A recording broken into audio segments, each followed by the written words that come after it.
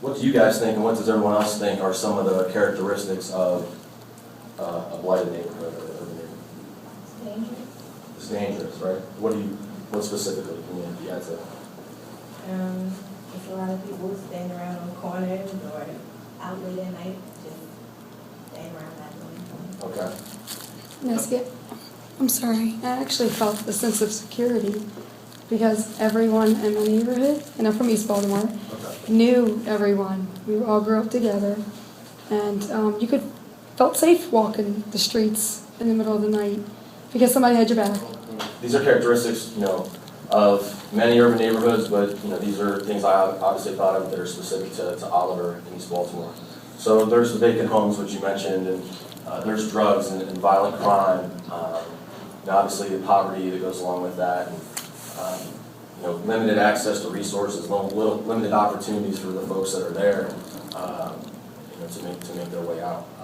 So a couple of things that's interesting about Oliver. It's about 4 blocks from Johns Hopkins Medical Center, so like #1 hospital in the world, all that money, and then 4 blocks away is one of the most devastated neighborhoods in the city. And it's interesting to think, like, how does that happen? There's all this money right here, and there's all this blight so close by.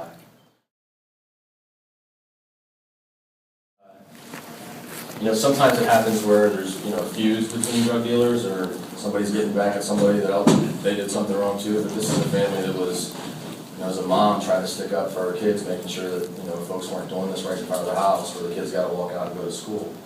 But what do you think that the neighborhood goes through after something like that happens? They're frightened.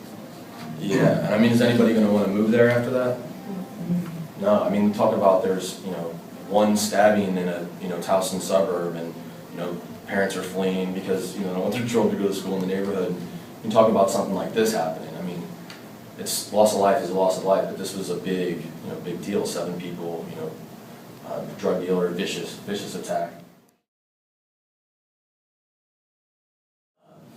So it went from streets with lawyers' offices, barber shops, shoe shining shops used to be a big thing in Oliver, to now, or last year, garbage everywhere. I mean, the first time I went to Oliver, there were places where I was literally walking in knee-high trash. I mean, people come from all over the city and dump all their bulk trash there because it's a block of vacant homes. Nobody's going to hold them accountable. Nobody's going to call the police.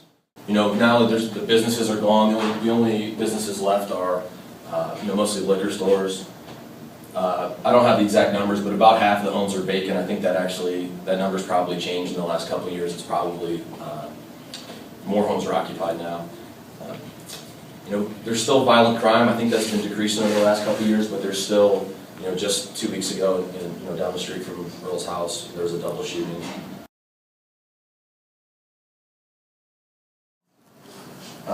Some of the strengths we talked about, first of all, this is a neighborhood that has a lot of history, a lot of cultural history.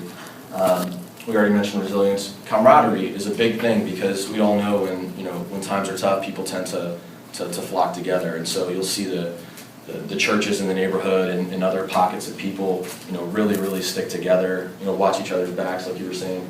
And another strength that I see is the potential, because there's a lot of people that can see what something can be, and they're motivated by making something that's not so good a better thing.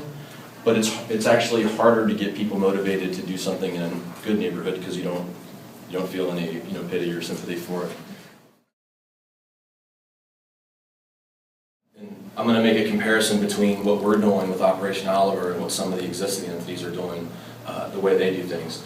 So there's a community association in the neighborhood, and it's got a president, and she's paid. And I don't know if anyone here owns a home or belongs to a community association, but there's money involved, and there's all these relationships with developers and politicians, and it seems to be the MO for entities, not just community associations, and not just them. I'm not picking on them, but a lot of traditional entities, nonprofits, government. They have this mentality of they have meetings and they talk about things, and then they take notes, and then they schedule another meeting, and then there's just an inefficient, no action being taken. Like, when is there going to be something done? And it's something as simple as trash. I mean, the city of Baltimore has had meetings, committees for trash and task force for trash. And it's like, when is anyone going to pick any trash up? Like, why don't we start with picking it up? I don't understand why we need a blueprint for that. Just some of the difference between how we operate and how they operate.